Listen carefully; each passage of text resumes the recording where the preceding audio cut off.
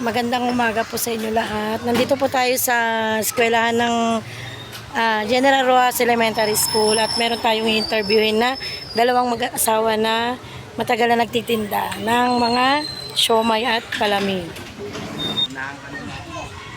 Ito po ang sidecar nila. Hi te, magandang umaga po. Ano po tinda nyo?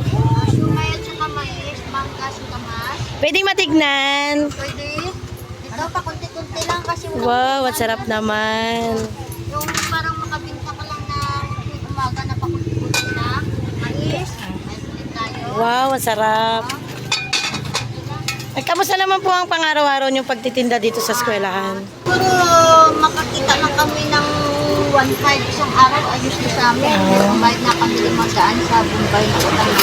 Gaano katagal po kayo nagtitinda dito sa may school? Siguro mga 45 years na na. Ha? Tropa! Mga 40. Ito po si tropa ko. At tawag sa kanya ng mga customer niya ay tropa. Tropa siomay. Tropa Sioma. Taga saan kayo, te?